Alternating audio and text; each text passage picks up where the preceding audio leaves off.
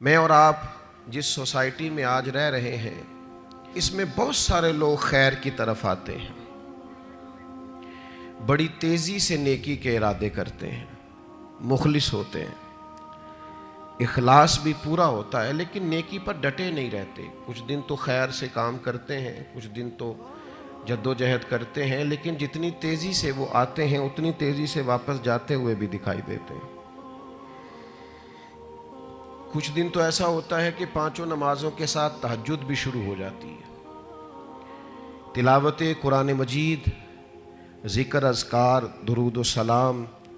اور اگر طریقت سے وابستہ ہیں تو شیخ کے بتائے ہوئے اسباق، مراقبہ، ذکر، فکر، ساری چیزیں ہو رہی ہوتی ہیں، لیکن چند دنوں کے بعد محسوس ہوتا ہے کہ جیسے وہ اس رستے سے ہٹتے جا رہے ہیں اور کمزوری دکھاتے جا رہے ہیں۔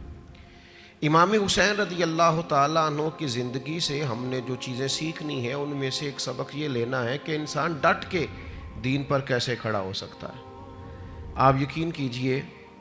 بہت سارے لوگ ایسے ہیں جو مخلص ہیں، چاہتے ہیں میں دین پر عمل کروں،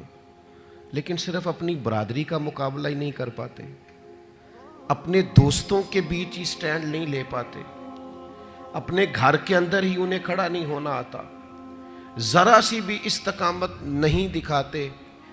اور آج کل تو ماحول اس طرح کا ہو گیا ہے کہ نوجوانوں کے اندر قوت فیصلہ ہی نہیں، قوت ارادی نہیں، کروں نہ کروں، چلوں نہ کروں، یہ ٹھیک ہے کہ نہیں ٹھیک، آپ بھی بتائیں ایسا ہو سکتا ہے، چلیں آپ بھی، بھئی اتنے مشورے آپ لے رہے ہیں، آپ کر ہی نہیں سکیں گے، آپ میں قوت فیصلہ ہی نہیں ہے، آپ نے طے ہی نہیں کیا آپ نے کس رستے جانا ہے، تو منزل کب آئے گی؟ 99 لوگوں نے کہہ دیا ہے کپڑے تجھے اچھے لگ رہے ہیں، صرف ایک نے کہا ہے کہ ذرا سینے والے نے ٹھیک نہیں سیا، تو آپ پریشان ہو گئے۔ اتنی جلدی کمزور پڑ جانا، اتنی جلدی استقامت چھوڑ دینا۔ اور پھر ایک طبقہ ایسا بھی ہے جو بڑا باصلاحیت ہے، بڑی زبردست طاقت رکھتا ہے، کام کرنے کی ہمت رکھتا ہے، وسائل بھی ہیں، ذرائع بھی ہیں، سلیقہ بھی ہے، شعور بھی ہے، نہیں ہے تو استقامت نہیں ہے۔ چونکہ استقامت نہیں ہے تو ساری صلاحیتیں ہونے کے باوجود وہ لوگ کبھی کامیاب نہیں ہو سکتے، کیونکہ ان کے پاس استقامت ہی نہیں ہے۔ اللہ تعالیٰ نے قرآن مجید کے اندر اس بات کو بیان فرمایا ان الذین قالوا ربنا اللہ ثم استقاموا۔ یہ قرآن مجید کا ذرا انداز کریمانہ دیکھیے، فرمایا بے شک وہ لوگ جنہوں نے کہا اللہ ہمارا رب ہے، ثم استقاموا، پھر وہ ڈٹ گئے، جم گئے اس بات پر اللہ ہمارا رب ہے، پھر اس پہلو پر پورے طور پر وہ کھڑے ہو گئے، تو یا اللہ انہیں کیا ملے گا؟ فرمایا تتنزل علیہم الملائکہ،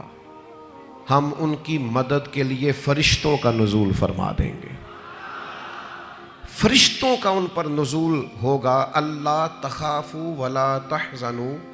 فرشتے ان سے کہیں گے نہ خوف کھاؤ نہ غم کرو، وابشروا بالجنۃ التی کنتم توعدون، اور اس جنت پر خوش ہو جاؤ جس کا وعدہ تم سے تمہارے رب نے فرمایا ہے۔ ان الذین قالوا ربنا اللہ ثم استقاموا، جنہوں نے یہ کہا اللہ ہمارا رب ہے اور پھر اس بات پر وہ ڈٹ گئے، جم گئے، ٹھہر گئے، استقامت دکھائی، کھڑے ہو گئے۔ یہ نہیں فرمایا کہ فرشتے آئے تو وہ ڈٹ گئے، قرآن مجید کی ترتیب یاد رکھیے، فرمایا پہلے وہ ڈٹے، ثم استقاموا، پہلے وہ ڈٹے، جب وہ ڈٹ گئے تتنزل علیہم الملائکہ، پھر اللہ نے ان کی مدد کے لیے فرشتے بھی نازل فرما دیے۔ پہلے تمہیں ڈٹنا ہے، فرشتے بعد میں آئیں گے، تمہیں ایک دفعہ ڈٹ کے دکھانا ہے کہ ہم ڈٹ گئے، ہم کھڑے ہو گئے، پھر فرشتے آئیں۔ ویسے تو علماء تفسیر اکثر نے یہی لکھا ہے کہ یہ جو فرشتے آتے ہیں نا مومنوں کے پاس، یہ موت کے وقت آتے ہیں، اور یہ بھی بڑی نعمت ہے کہ موت کے وقت فرشتہ آ جائے اللہ کی مدد لے کر۔ یہ فرشتے قبر میں آتے ہیں، یہ فرشتے میدان محشر میں آئیں گے، یہ مومن کے پاس آتے ہیں، خوشخبری سنانے آتے ہیں فرشتے۔ لیکن صاحب تفسیر روح المعانی فرماتے ہیں نہیں بھائی، صرف قبر حشر اور قیامت میں نہیں آتے، یہ زندگی میں بھی آتے ہیں. یہ مومنوں کے سینوں کو کشادہ کرنے آتے ہیں، انشراح صدر دینے آتے ہیں، انہیں تسلی دینے آتے ہیں. تم خیر کے کام پہ نکلے ہوئے ہو، اللہ تمہاری مدد کرے گا، ان کے سینوں کو ٹھنڈا کرنے آتے ہیں.